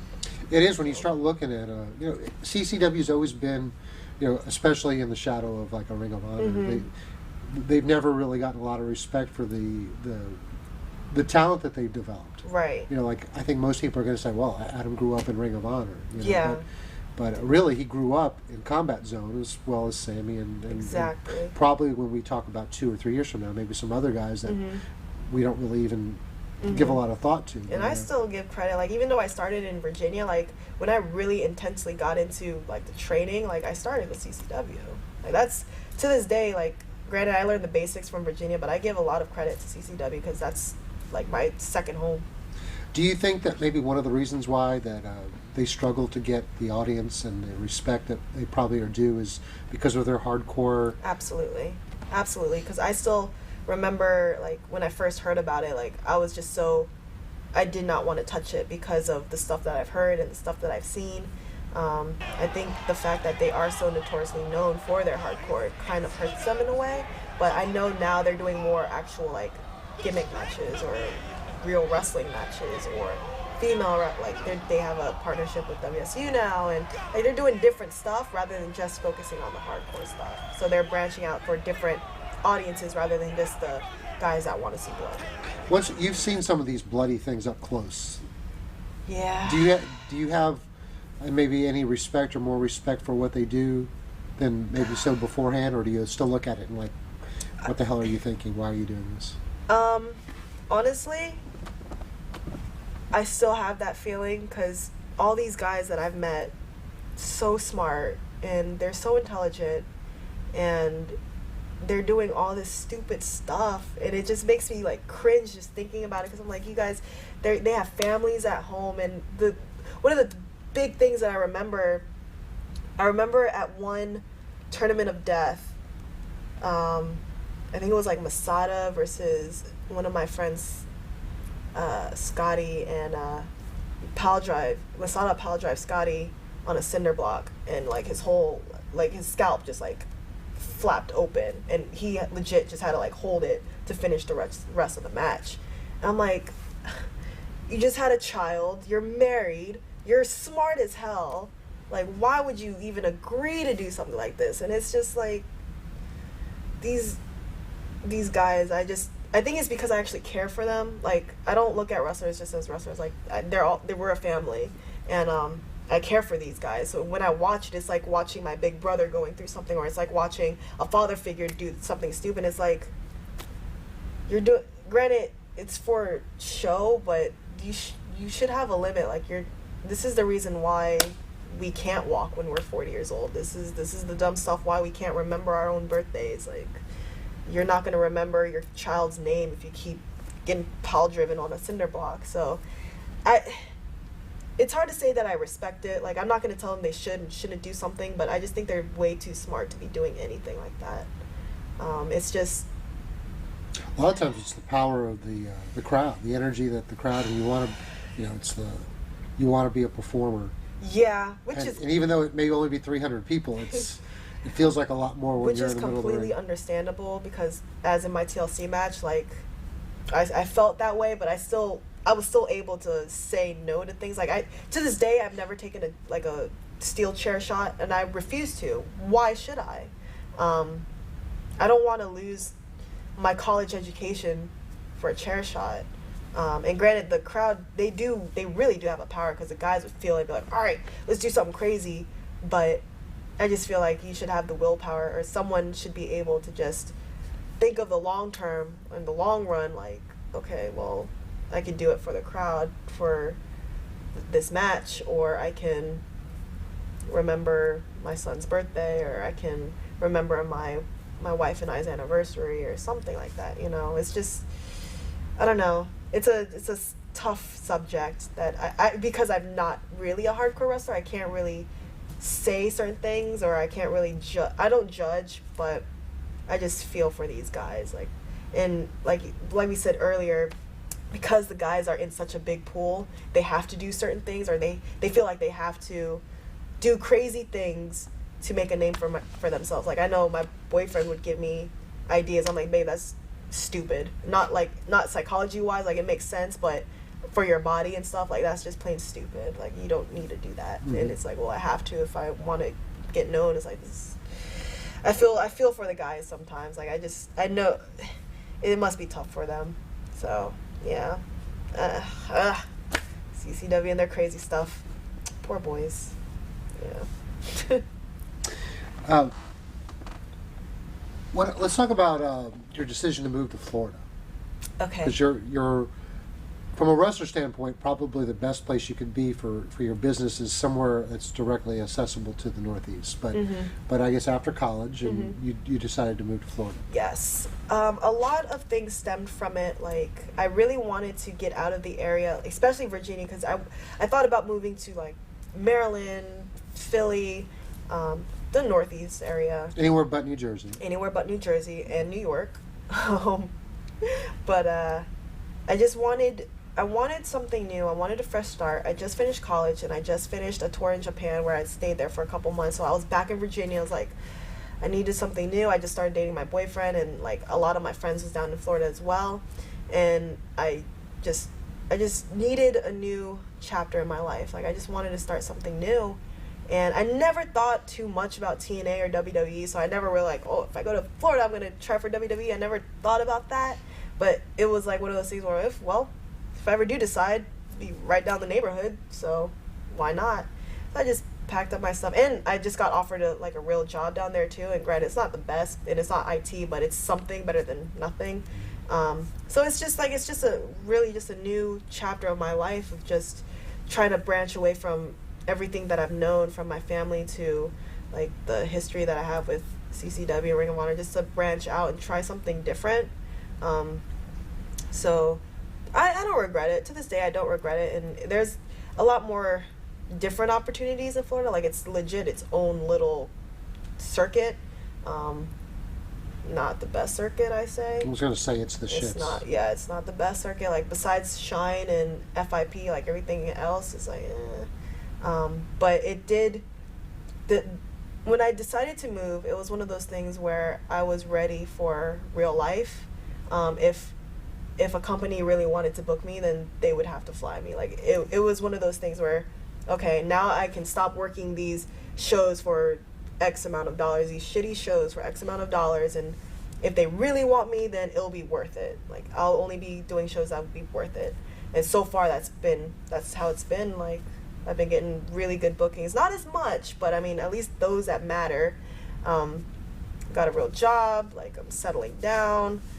Still wrestling, like I have a training school that's like 10 minutes from me, so I still train. So it's more for the real life, but I'm still in wrestling, if that makes sense. Like, I still want to wrestle, but it was more of like a real life decision. A lot of people have been asking why you really haven't been in Combat Zone lately, and and that's probably got to be the answer. So. It is. Like, if I was ever in town, like, I would love to go back to CCW. Like, if whenever I go and visit home, like, I would do everything I can to just try to work for CCW again. But as of right now, with how busy they are and like the budget wise, like, they just don't have enough to fly me out and stuff, and I legit just can't afford to drive up on a regular. So it wouldn't be the last time I'm not at CCW. It's just moving to Florida kind of halted the regular appearances of both Ring of Honor and CCW and a majority of the companies up north. But yeah, what can you do? What can you do? Well, one of the opportunities that you've had, and it doesn't matter where you live in the States for this, is you've now made 7 tours of Japan. Yeah, yes I have. How did you initially get booked on that first tour? Well, when I first started wrestling, I wanted to do WWE, and then I started watching WWE, and then I was like, I don't want to do that anymore. And then I started getting into like the Japanese wrestling. Like, this is awesome. Always wanted to go to Japan. My friend Haley Hatred, like, we've met on multiple occasions at JP. At JP we met, and we clicked instantly because I looked at her and she looked at me. I had a Hello Kitty bag, she had a Hello Kitty bag. You like Hello Kitty? Yeah, do you? Yeah. Best friends. So then we just clicked instantly from that, and then I found out she loves like Asian cultures, and she's like, you're Korean, you're so beautiful. Like, she just loves the Asian culture. So we clicked off of that as well. We just kept in contact, and then she started making her regular appearances in Japan. And she emailed me, she's like, hey, just letting you know, this new company just opened up. Are you interested in coming? Do you have a passport? Are you interested in coming to Japan? Because if you are, I can drop your name in, and, you know, something might happen. I was like, yeah, sure, absolutely. Like, go for it. Like, I always wanted to be wanted to go for Japan. And I always set these goals, but I never expect myself to actually make them. Like, I do what I can to achieve them, but I never expect to make them. Like, growing up, my motto was always expect the worst, so if it happens, it doesn't hurt as bad. So I was just never, and it's horrible to say, but it's just, I just hate having high expectancies and being disappointed. So I'm like, yeah, you can. Like, I never really expected it. And then, like, I checked my email, like, the next week, and Raina emailed me, like, hey, we would love to fly you out, and we'd give you, you know, you can stay at the dojo, and we'd pay you for this match. I was like, oh my God, okay, this is real. So just started emailing back and forth with him directly.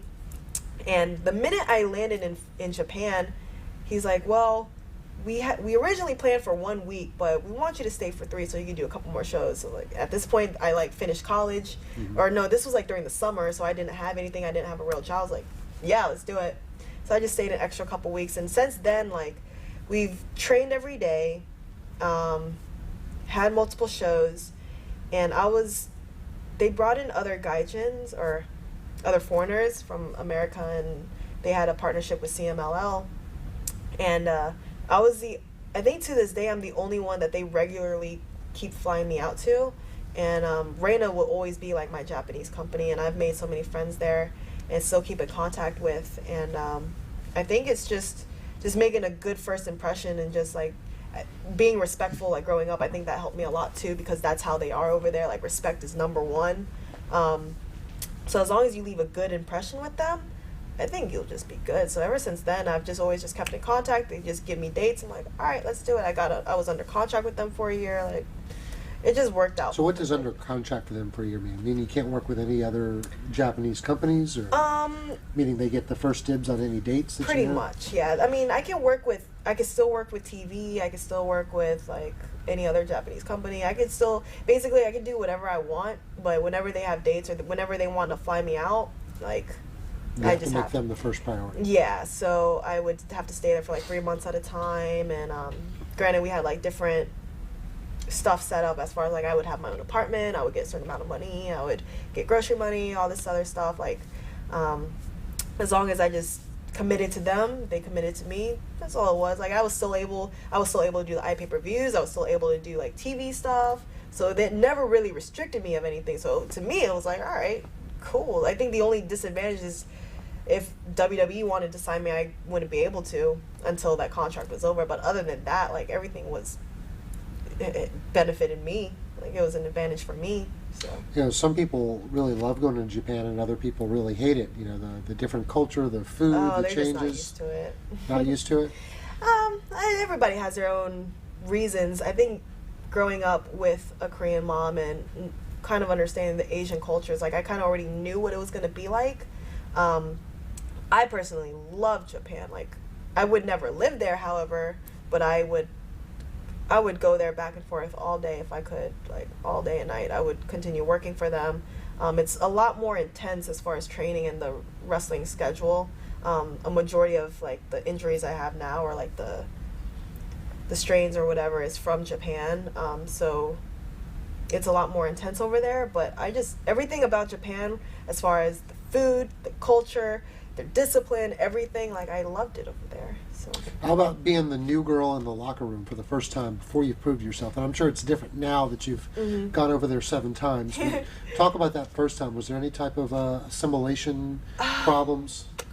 Not really, because I kind of, after dating a deaf guy for so long and seeing how my mom would have to basically be lost in translation when like she would be in a new environment and stuff, I kind of knew how to communicate with someone with a language barrier. So we already, like, it was easy to talk to other people, like with the Japanese or the Spanish girls that were there. It was easy to communicate with them, and me being over there, I'm really tall. I'm really tall, and I have these, and they're not used to these.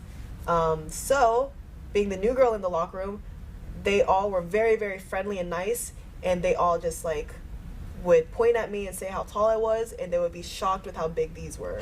So it, like, I never had any bad experiences with anybody because they were just so in awe of my body type and how I was, and like how unique I looked and how different I was, and like it was just. I was going to ask if you being with the half Korean in you was an asset to being booked in Japan, but you're going to say this is just as important. Yeah. Oh yeah. Like over there, at least with Reina and back to like everybody's being a pervert. Like over there, they love these, and in Japan, I love everybody there, but they don't really have that. But even I thought I would fit in instantly there, but I could tell right when I got in, like not with the wrestlers, but even at the airport, just like the random like Joe Schmoes, like because I was the way I was, like I got looked at very weird because of how like these and how tall I was, and they knew I was Asian. 5'7", you're a giant of it. Yeah, so. and they knew I was Asian, but they didn't know what I was, and I was darker. Like this is the first time I was ever darker than anybody, and my hair wasn't as like they thought my hair was weird. Like I experienced some racism from the random Japanese people, like even on the trains and stuff. But as far as wrestlers, like they all know wrestlers are weird, so I was welcomed with open arms. Mm-hmm. But as far as the regular guy, like the regular Japanese people, some would be like think of me as like how do you explain? You know how when you see somebody like so different that you think is super cool, Mm-hmm. they thought of me, it was like that, or it would be like, who is this weirdo in our territory? So it was like one or the other. But I was just happy to be there. But it was it's definitely an experience, and every time I go there, like the regular Japanese people, they never change. They're always gonna think of me either one or the other. But then in wrestling, like they're all like, oh hey, welcome back. You know? So How is a locker room like Reina different than a locker room like Shimmer or Shine? It's actually not really. They I'm trying to think. They would separate like the vets with the newer girls, or like separate the gaijins with other people. Like they would do separations, but it really wouldn't matter because it would just be separated with like a sheet. And if you need to talk to somebody, you just Sumisan, and then like talk to them. So I mean, in Shimmer or Shine, like we would all just be in one big locker room all together, but it's really no different. I think like the only difference in Japan was that like the Spanish people would stay with themselves, at least from like the beginning. After a while, we all like just became, it was like Shimmer, we all just became a big family, so we just stuck together. But when the company first opened, it was the Spanish girls with the Spanish girls, and then me with the other English speakers, and then like Who were the other English speakers that were there when you started? Roxy Khan came, Luscious Latasha. I'm trying to think of like the rundown. Roxy Khan came when I first was there, and then Luscious Latasha came the second time. Leah Von Dutch came for like one show. Sarah Bridges, or what's her wrestling name? Crazy Marie or something. Sorry, Sarah. And then when I was there for 3 months, or the last time I was there for 3 months, it was the Australian girls. But they were like newer girls, like Simone and Irina. They were the newer girls, but no real like actual Americans that's been there for a while. I'm the only American that's been working for Reina like on a regular. When you're there for 3 months, I mean, do you get homesick, or do you like being All on the time. Like as much as I love Japan, especially the last time I was there from November to January, and this is the first time I ever missed Thanksgiving, Christmas, and New Year's. Like I missed the main holidays with my family, and like I'm normally not homesick, but during those holidays was the first time ever, and I just really just like isolating myself and just FaceTime with like my family and everything, because I just wanted to be with them during that time. So not too much, only on special occasions. Like I would miss, even to this day, like when I'm in Florida, like I would miss my mom, and when Mother's Day would come around, or when Father's Day, I would miss my family. But in Japan, like thank God for technology, because I don't know what I would do with FaceTime. Like that's how me and my boyfriend got to know each other. It was FaceTime when I was in Japan, a million miles away.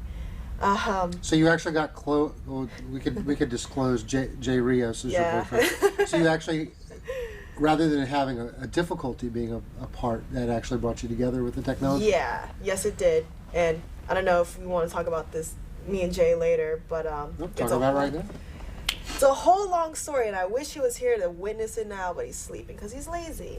But so yeah, I'm dating Jay Rios now, and he was chasing me for like a year. Like he legit, I met him, I don't even remember meeting him, but he remembered meeting me. It was at Ring of Honor once. Apparently I superstarred him. I don't remember it. But he like found me on Twitter and kept tweeting me, And I swear, I thought he was like one of three things. I thought he was, one, just a crazy fan that like wanted to get with me. Two, I thought he was I thought he was one of the Pateri boys, because, you know, yeah. The Pateri boys? They're from Chikara, Okay. the Pateri.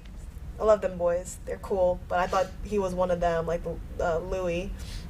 And I thought I went to his Twitter because he kept tweeting me like consistently. I'm like, who is this guy? So I clicked on his profile and I looked at his picture. And at the time he had like a red mohawk and like red tights or red like long pants or whatever as a profile picture. And I didn't even like enlarge it. I just gleamed at it. I was like, is this the guy that was with Lita when she first debuted? Like, is this the S.A. Rios? I'm like, what is going on here?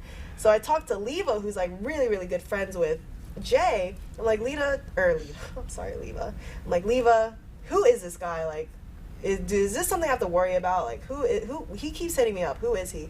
Oh, no, he's cool. He's one of my really good friends. She's dating, Cruz.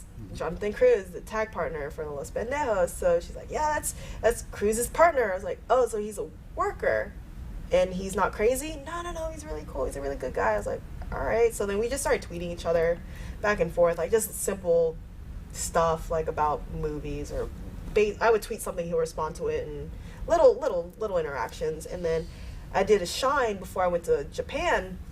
And he came to that Shine, and it was like a quick interaction where like I shook his hand like, hey, what's up? I turned around and then he was like gone.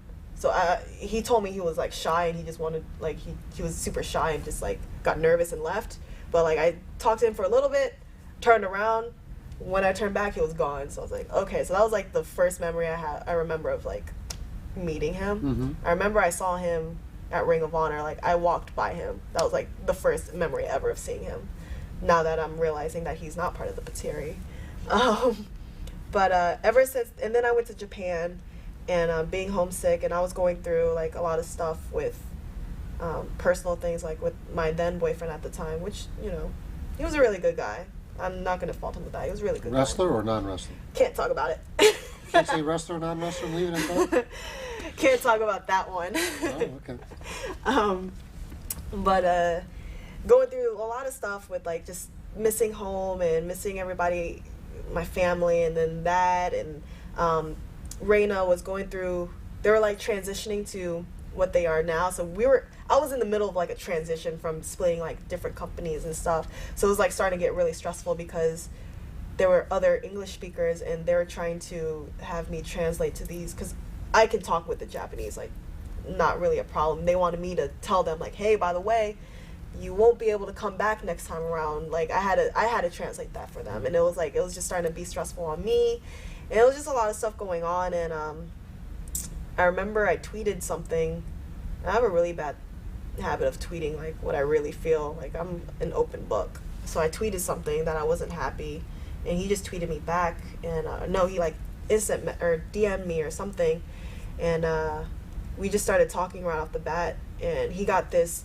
There's this application on the phone called Line where you can like text and call for free, like internationally. Mm-hmm. So he got that for me, and we would just like text nonstop and stuff. And then we finally FaceTimed, and he was just there throughout a lot. So of he's too stuff. shy to make his move at Shine, but he does it while you're in Japan, huh? Yeah, pretty much. What a tactic. I know. It's okay. He was smart about it. So then we finally FaceTime, and then he just helped me out through like a lot, like whenever I was just not feeling it, or whenever I was alone or something, like he would help me get through a lot of stuff. And we started dating New Year's, and we never actually had a date yet. We never actually like spent alone time together yet. It was just all through technology. So New Year's we became girlfriend boyfriend, and then I flew home for Shine. I don't even remember what Shine it was. It was like a January Shine, and he actually picked me up at the airport. I flew into Tampa, and it was about an hour and a half from him. He picked me up from the airport, and that's when we first like actually got to hang out and chill with each other and get to know each other face to face. And it's just been rolling ball since then. All positive sense. All positive sense. Yep, we're crazy. Well, maybe talk about some of the other memories you have. Now 7 tours to Japan, mm-hmm. and likely going back again soon. Mm-hmm. In September. it's just I love Japan. There's just so many memories. Like it's just one of those things where it's nice to have under my belt because it's something I've always wanted. I always wanted a contract with a Japan company, and I finally got it. And being there, like being able to travel and to meet different people and to hang out with Haley, like in her home, like in her territory, and meeting different people, wrestling their style, like learning their style. I got to train with Kaientai Dojo, which is Taka Michinoku's company. Like I got to train with them. I got to train with 01. I got to meet like all these different people, all these guys that like Taka Michinoku I loved, like in WWE, I loved him. I was like, oh my god, I'm living in his dojo right now. Like it's incredible. And just like going out to like Roppongi, I'm not a partier, but Haley is, and I'll be damned to not party with her at least one time. So she took me to Roppongi, and it was a night. It was a fun night. So yeah, it's just it was just so refreshing to be in a different country, not having to worry about bills or having to worry about should I have to be home because my mom's gonna get pissed, or I don't have to worry about anything. It's like I can finally live on my own for a couple months. And I grew up a lot, I think, because before I was just irresponsible. My parents took care of everything. I'd never cleaned a dish. Like I was spoiled. Then I got into my apartment. I was like, I have to grow up. So I think living in Japan by myself, like with my own apartment, I learned to clean. I didn't know how to cook. I only knew how to cook oatmeal.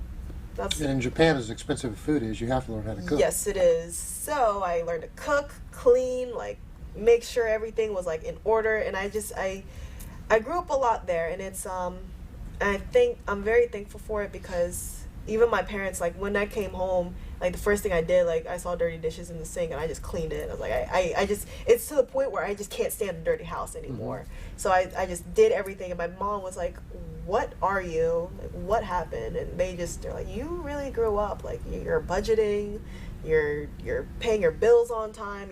First of all, you're paying your own bills. Right. You're paying your own bills and on time.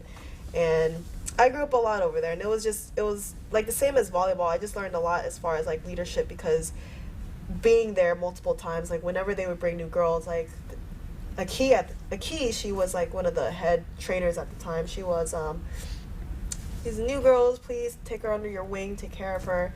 And whenever she wouldn't come and train, they'd have me run training. So I was like, I just ran basic stuff for the new girls, but like I had to pick up that co-captain role again. Mm-hmm. So I just made sure they were all okay, made sure they were all fed, they had money in their pocket, made sure they knew how to like communicate with different people and knew how to just be more respectful. And I came about that motherly figure, even though like some of them were older than me, but I don't know how it would be. Like I'm glad that Roxy Cotton came with me, because if I went there by myself, I wouldn't know. I'd be too shy to just be open about everything. But because I had that comfort of knowing somebody with me, I just wanted to be that figure to them.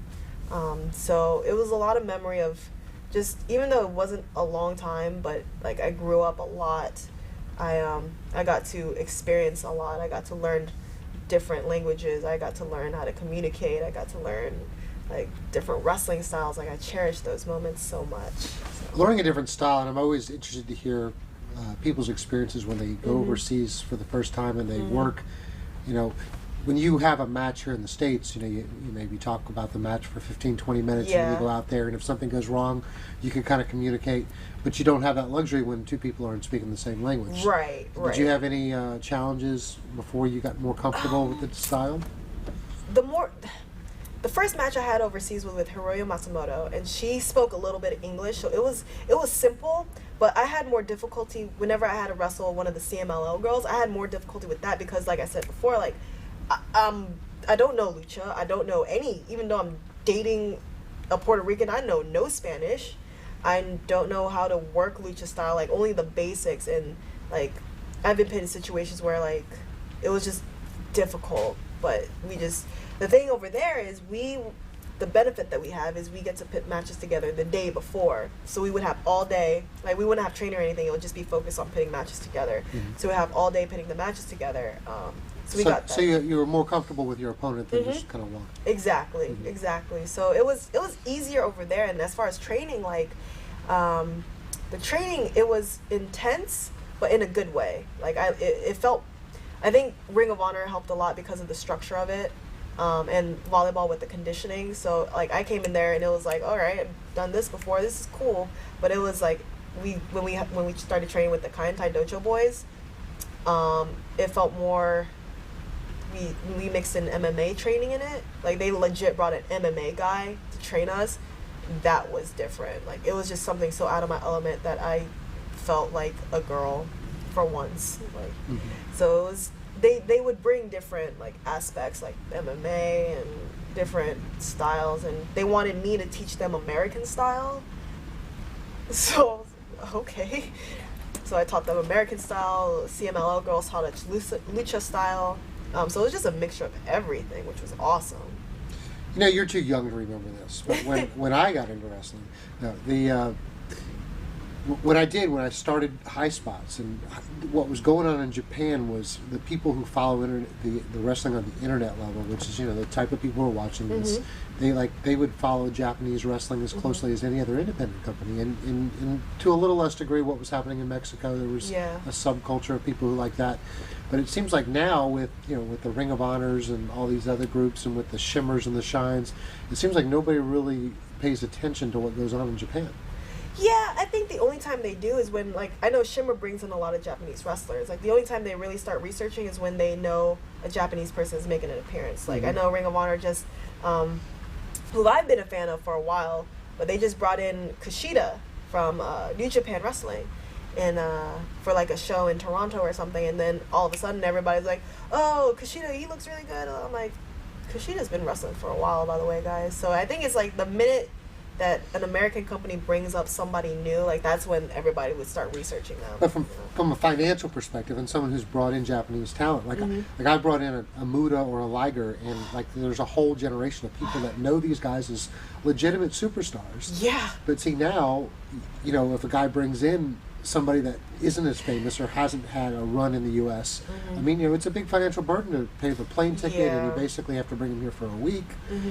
And you know, it's just a real shame that the talent exchange doesn't go back and forth the way it may have in the past. Like I know with my boyfriend, he only watches like TV stuff and like some indie things, and then when I came in the picture, I'm like, babe, watch this. Like, look, Aja Kong. He didn't know who Aja Kong was.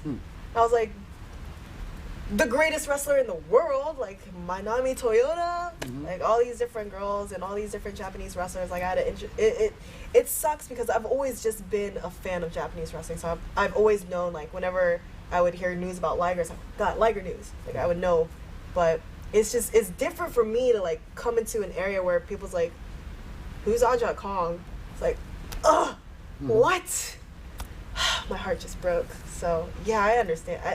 I don't know how you guys do it with the financial stuff. I wouldn't be able to. Like, I'd be too scared to risk that. But I don't know how that. It is, and you know, and it's refreshing to see like Ring of Honor, I guess, has kind of renewed their relationship I'm with glad. Noah. I don't know if enough people that watch Ring of Honor now are going to appreciate the fact that they're bringing in as much talent as they are. I mean, you know, you're talking about, if it's not a first class plane ticket, you're talking like $1,500, $2,000 per ticket. Yeah. And you know, But, and I mean, Dragon Gate. At least they're trying. Yeah, Dragon Gate's had to cut it down. You know, they used to bring in like 8 guys per show, and now it's usually like 2, 3 1 or 2. fly-ins and then 1 guy who lives in California. Yep. And Yeah. it's just that part of our, you know, and it's purely because of the lack of demand, I think. But it's sad that there's so much talent and so much what could happen if we were able to bring the two together. Right. So now we have Americans going over there instead of the Japanese coming over here. Yeah. I don't know how that worked, but benefits me. And at least now it seems like with Ring of Honor bringing in the New Japan guys, like at least it's starting to slowly come back.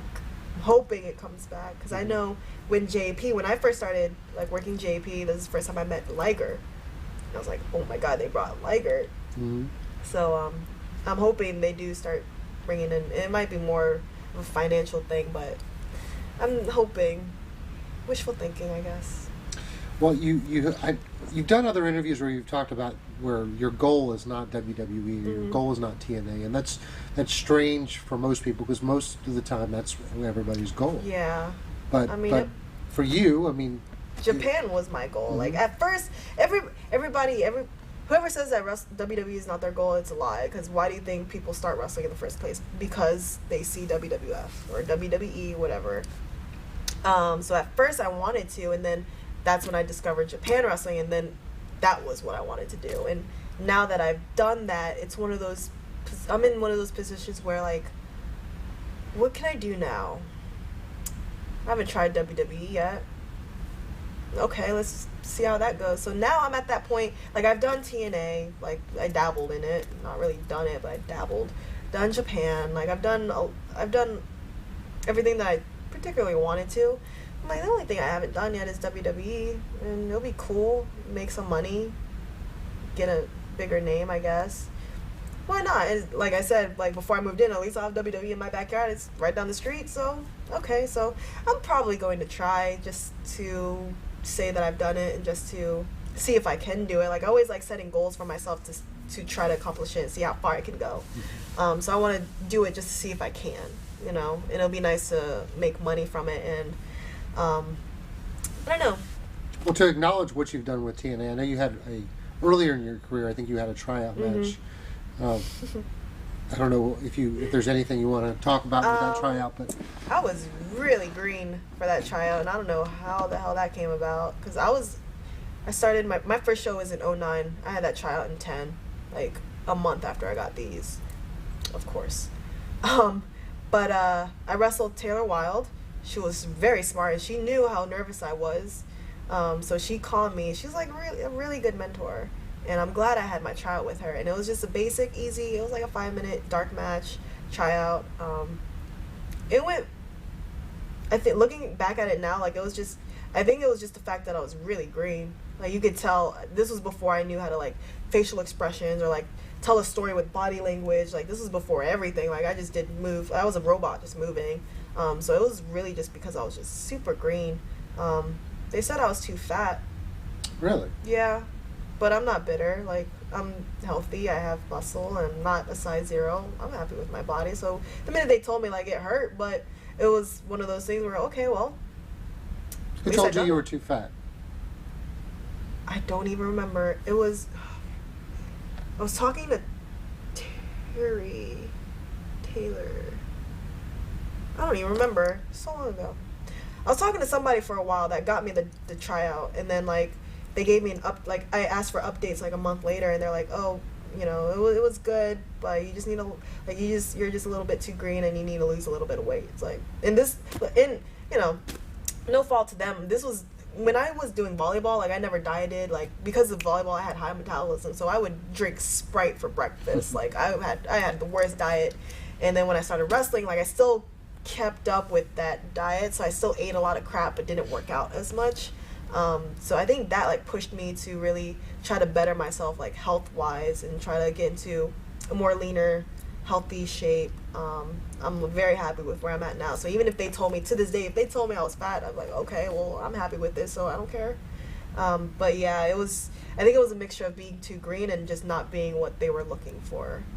And more recently, you did their pay-per-view, which has not even aired as the point that we're talking. I guess by the time this is released, maybe it will have been seen. But how did that?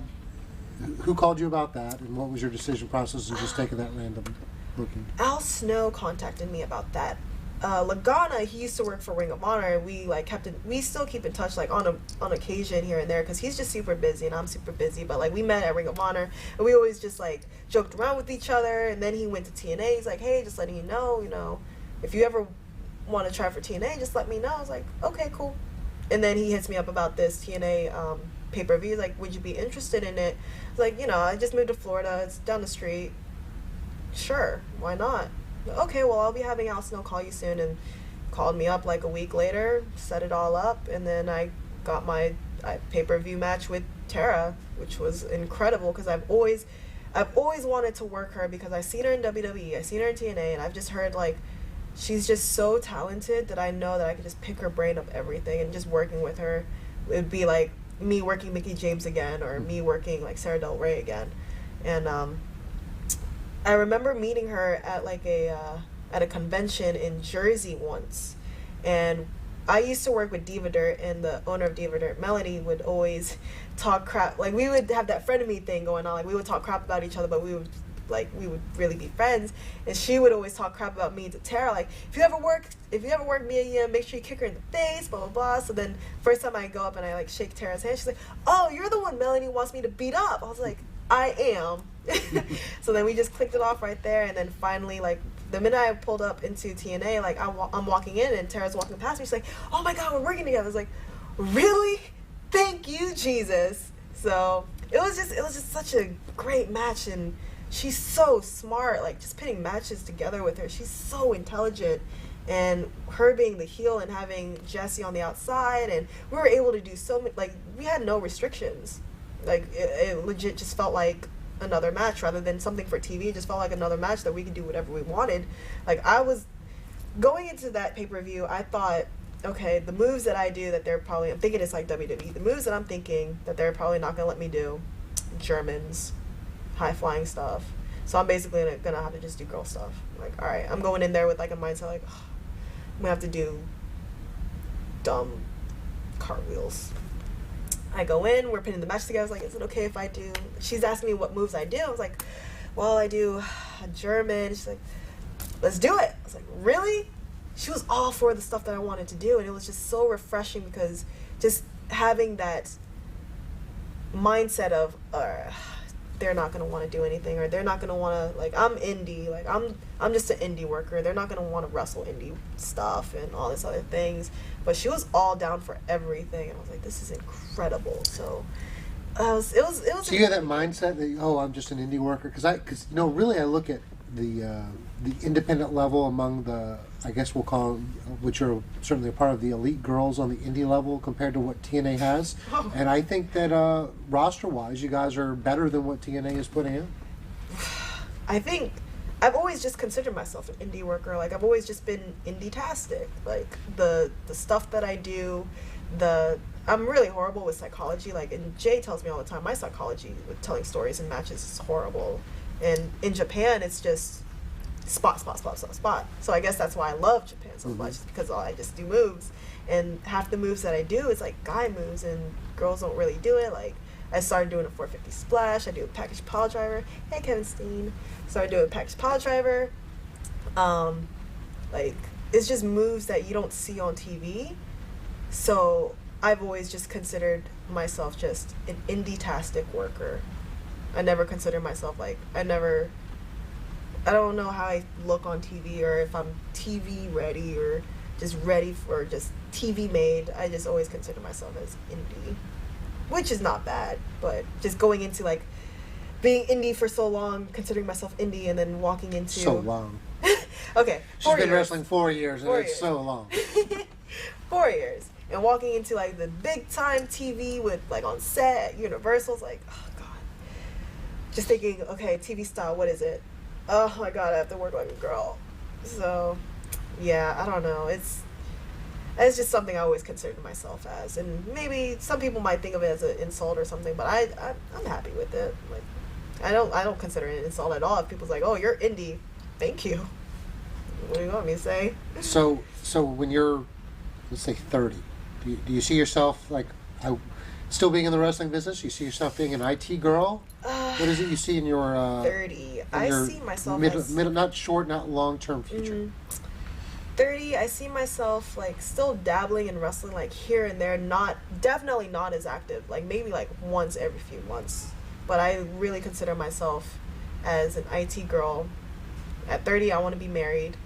By like 32, I want to have a child. Like I consider I want to be a normal person by like 30, 40. Like I want to be able to be like, okay, I've done all of this. Now I'm ready to just settle down.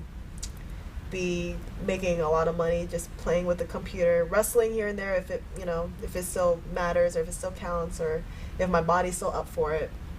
But I mainly just want to see me, IT girl, mother, and wife. All right.